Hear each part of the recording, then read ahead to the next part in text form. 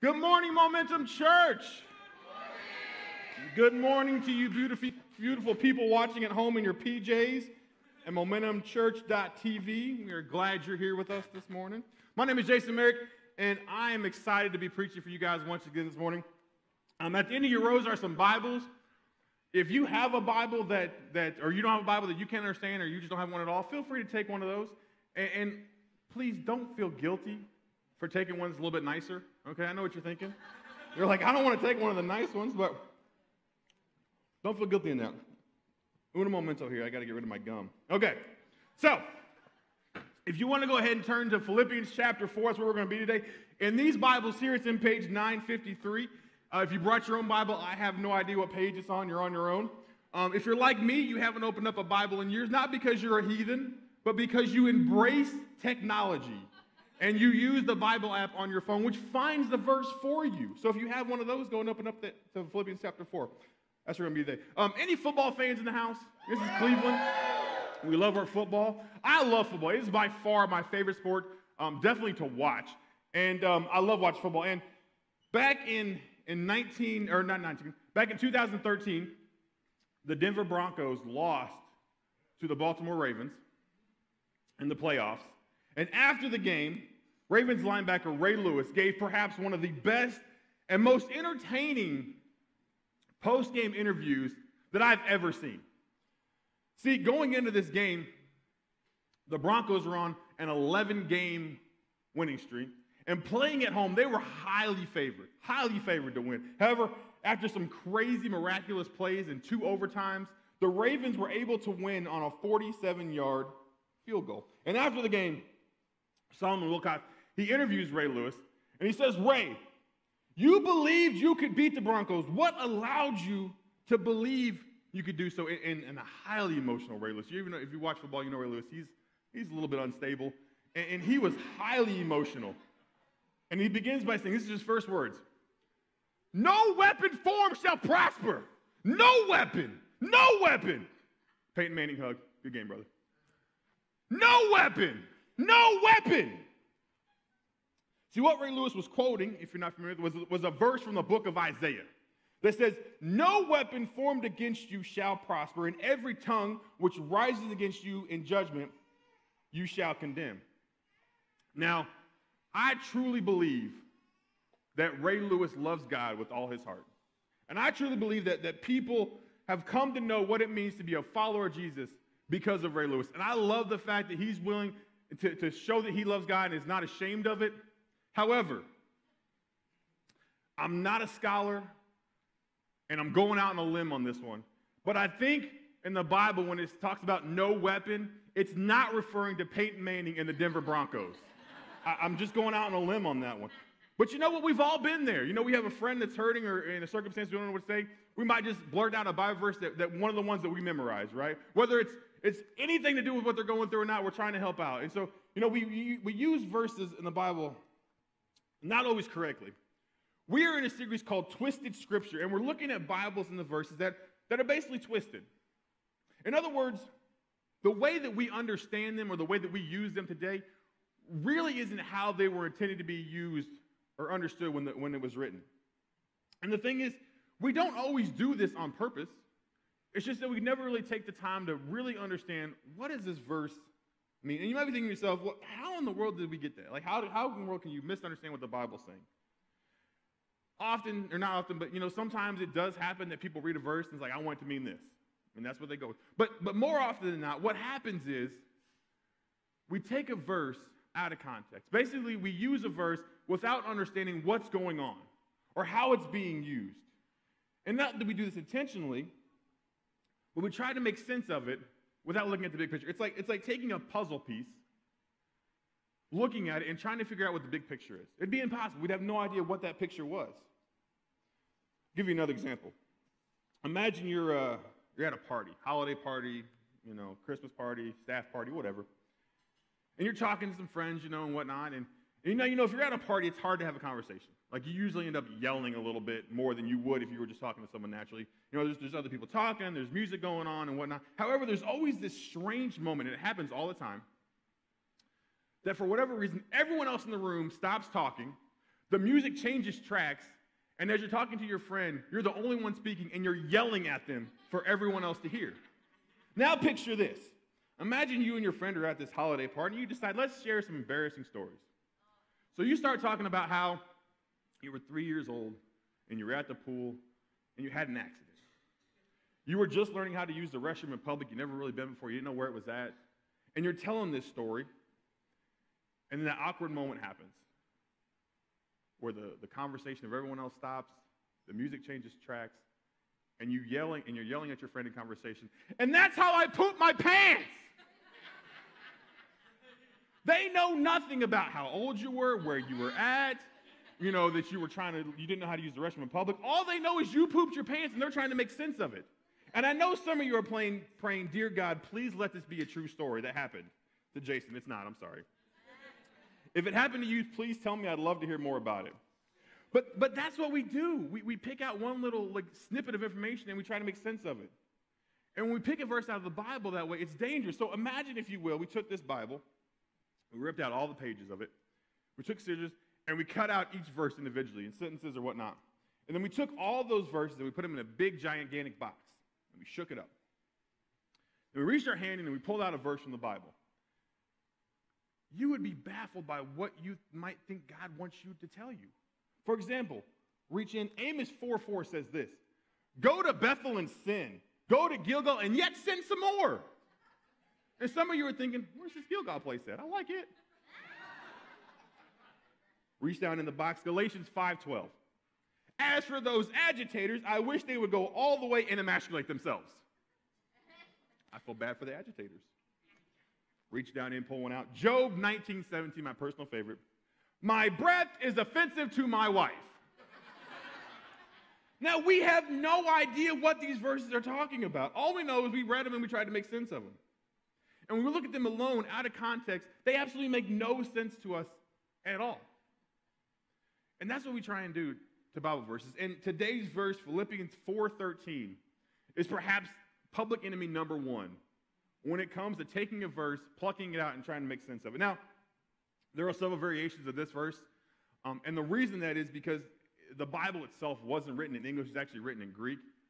And so when you translate it, you get a couple, sometimes, of variations. That's because it's not as easy as this word in Greek means this word in English. So it's not just plug and play kind of thing. So as people translate it, you get different phrases, different words are used.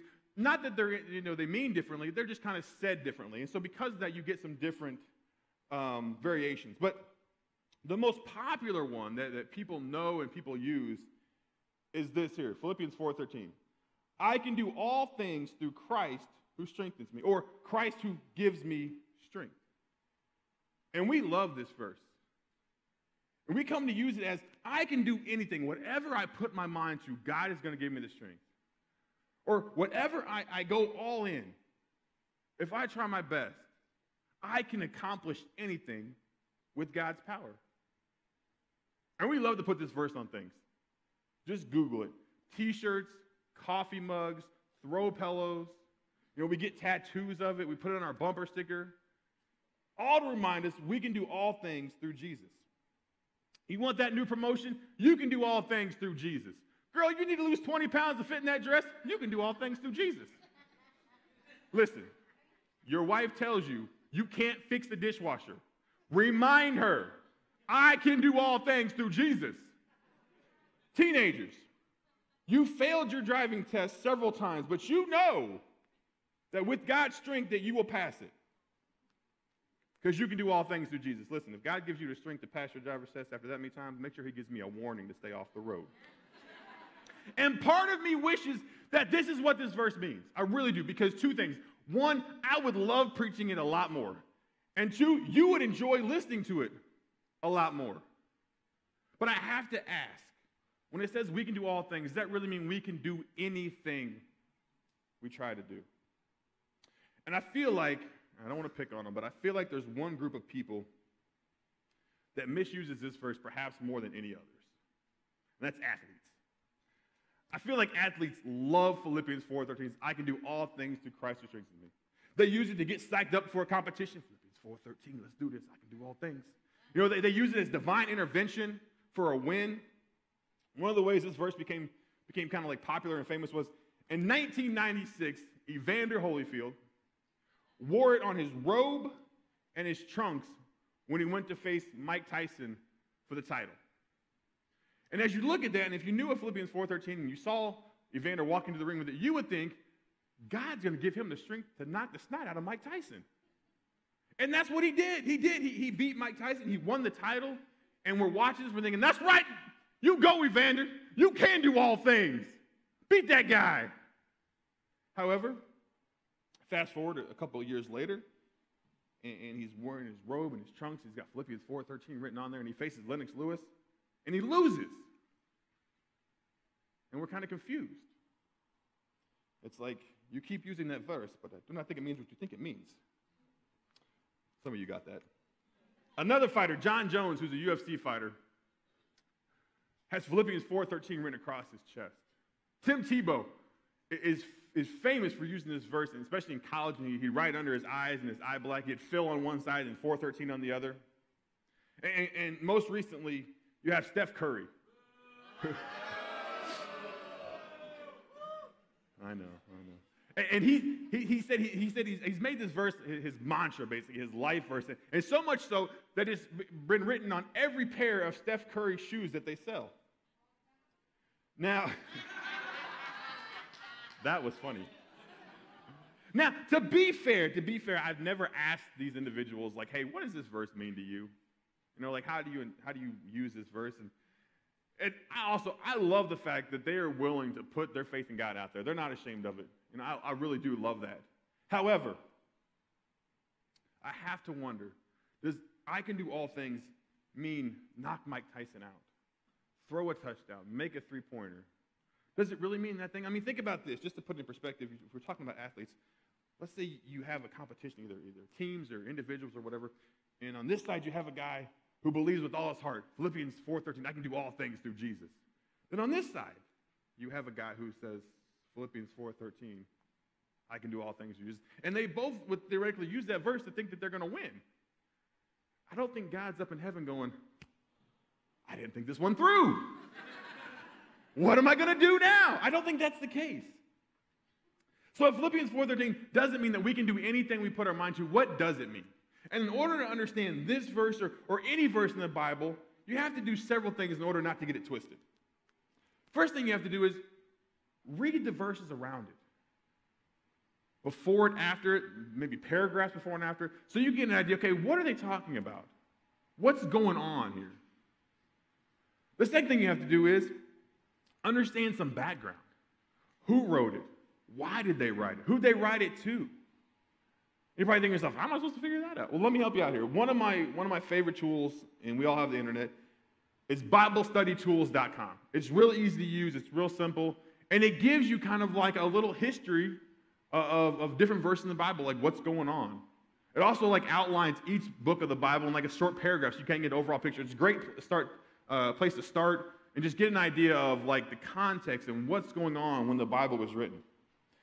Then after you do that, you have to figure, okay, what was the original intent of this message? What did the author mean when he wrote this? And then, and only then, can we ask the question, okay, what does this have to do with me? How can I apply this to my life? See, before you can ask, what does this mean to me, you have to ask, what does it originally mean?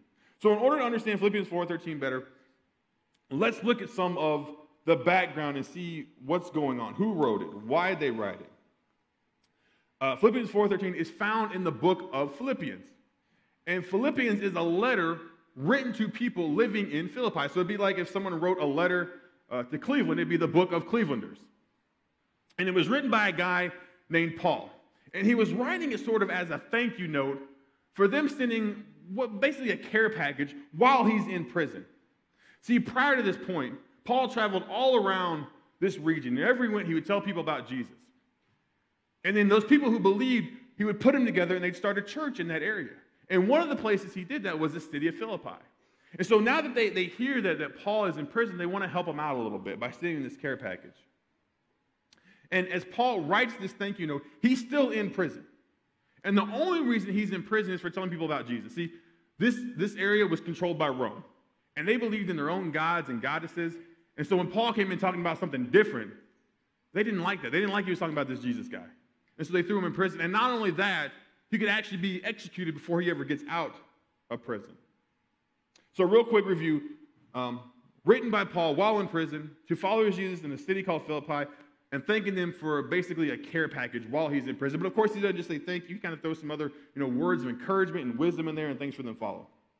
So now that we have an idea of what's going on, who wrote it, why they wrote it, who they wrote it to, let's read Philippians 4:13. And not just Philippians 4:13 alone, but also the verses before. So we're going to start in chapter 4, verse 10. And here's what Paul writes while he's in prison. I rejoice greatly in the Lord that at last you renewed your concern for me. Indeed, you were concerned, but you had no opportunity to show it.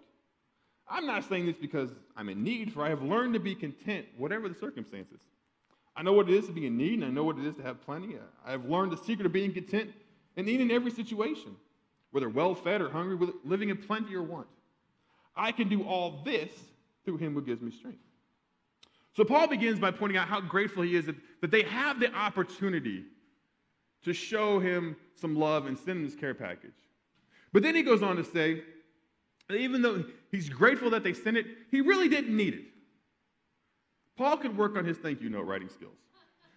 Dear Grandma, thank you for the gift card. I really didn't need it, but I'm glad you sent it. That'd be the last gift card you would get, kids. But he's not being a jerk, and let me tell you why. Here's going. Because even though Paul is in prison, everything's okay. And the reason it's okay is because he has learned how to be content, whatever the circumstance. He's learned how that no matter what the situation is like, he's okay with it. Then once again, he points out kind of the spectrum or the range that he's living in, living in plenty. I've had it all. And I've had nothing like I do now in prison. And then he adds, he says once again, I've learned. And he had this little snippet that said, the secret of being content in any situation. See, this word content, back in ancient times, long ago, was more of a word that meant like, I have everything I need or want. Like I have nothing that I want because I have everything. I'm content. Nowadays, we use it more for like, it's okay. I'm satisfied. You're over at someone's house for dinner and they offer you some more food and you're like, nah, I'm content, I'm good. Or you go to the hardware store and you get some paint and you paint your house or you paint your living room and it never turns out, the way that you want it to, but you're like, you know what? It's not exactly what I wanted, but I'm content with it. It's okay. We don't need to change it. However, what Paul is talking about here is he's not describing like a satisfaction. He's describing an inner peace that regards to the situation that he has. And the secret to that contentment is his reliance in his relationship with God. That no matter what the situation, good or bad, he's learned to be content with it.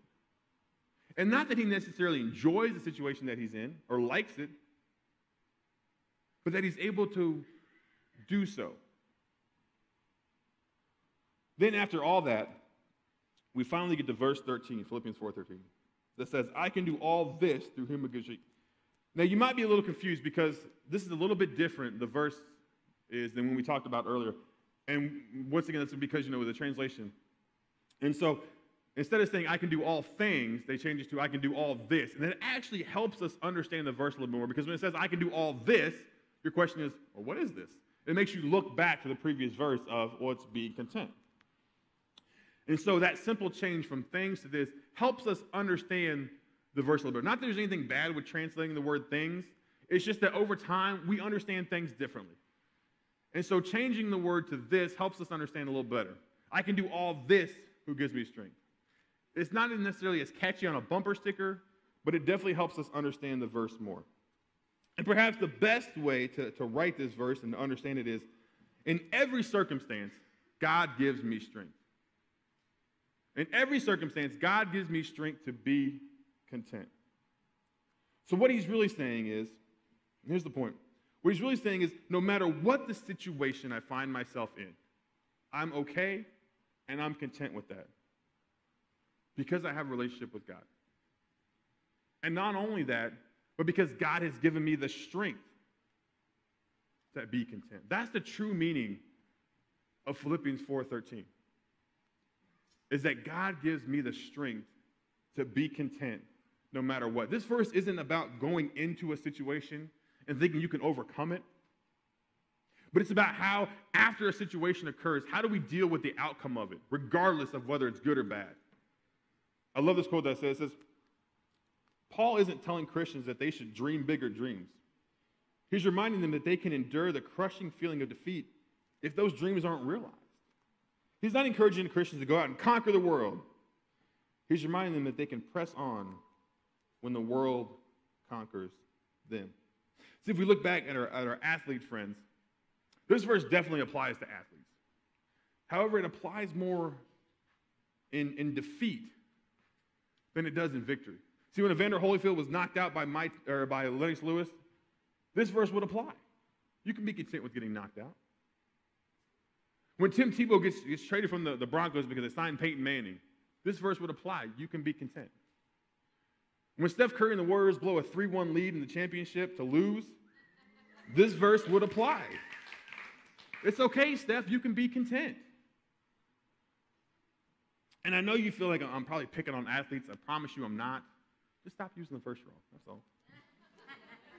Now, speaking of athletes, actually, Tim Tebow gives a great quote. And I think Tim Tebow gets a bad rap. I like the guy. He says, a lot of people know Philippians 4:13. I can do all things through Christ who strengthens me. But a lot of people don't interpret the verse the right way. Most people think it means I can do anything on the football field or I can make a lot of money.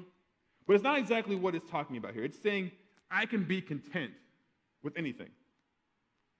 So now that we understand the original meaning of Philippians 4:13, it's time to ask the question of, okay, what does it have to do with us? How can we apply this to our lives? And I really think that we look at Paul in this matter and try and be like him. We try to learn to be content in any situation. No matter what is going on, we learn to be content.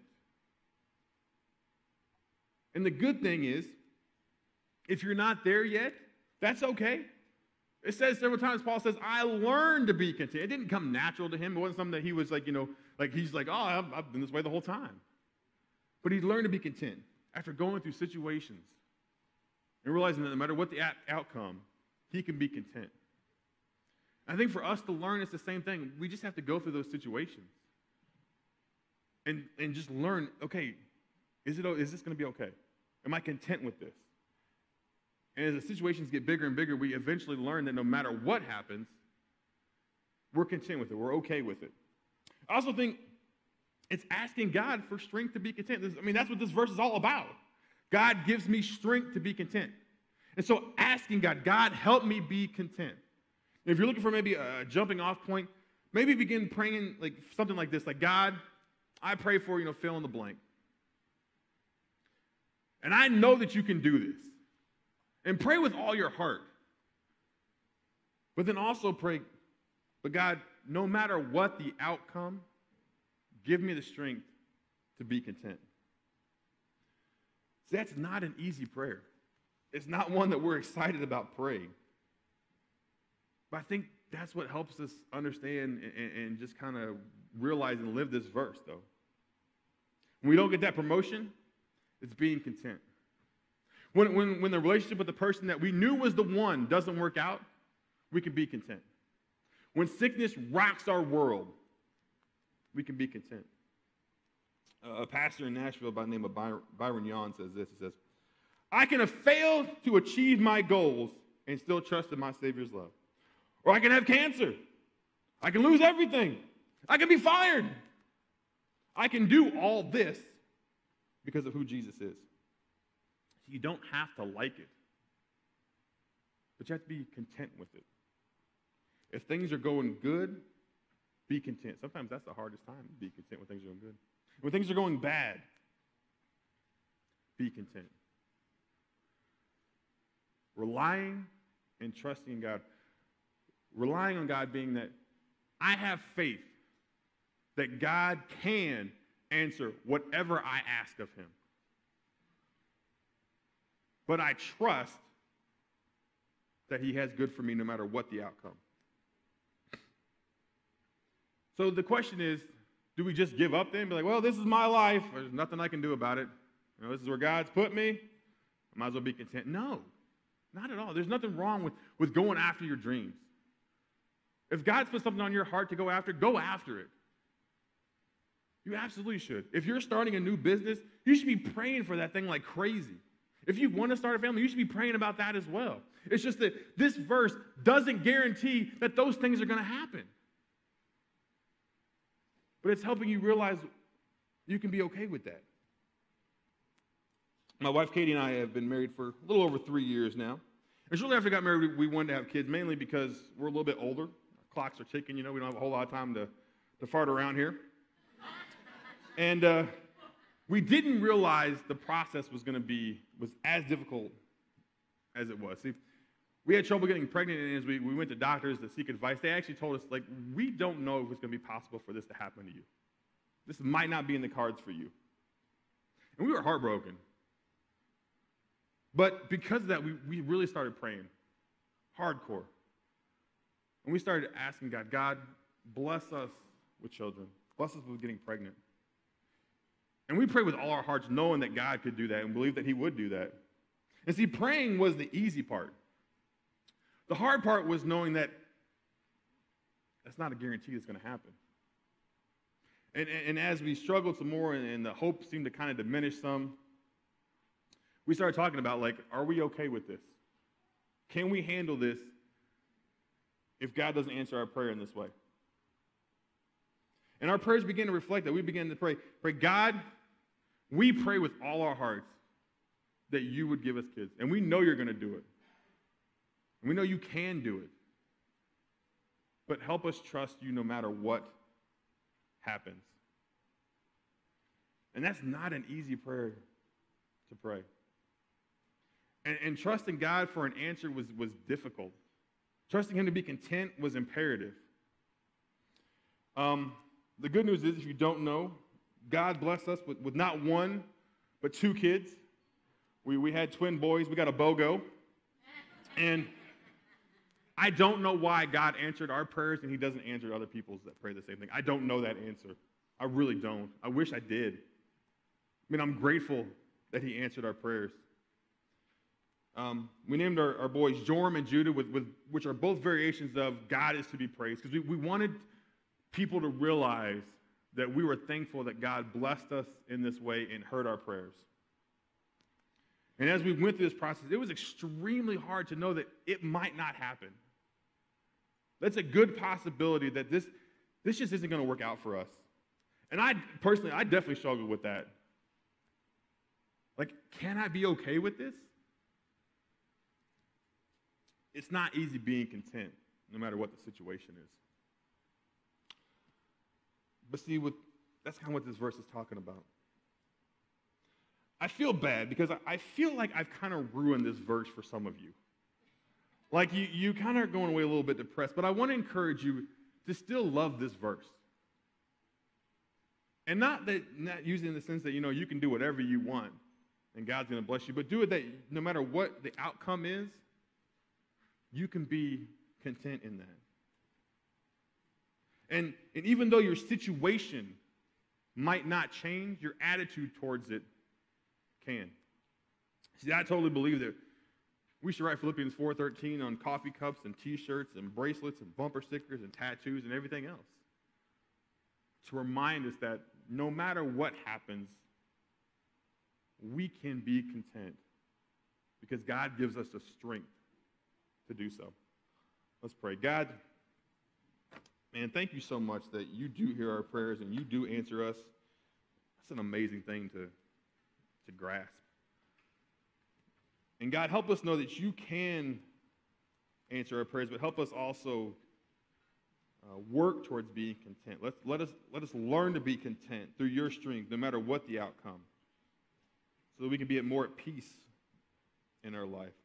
Help us continue to pray big, bold prayers, but help us know that no matter what happens, you've got this.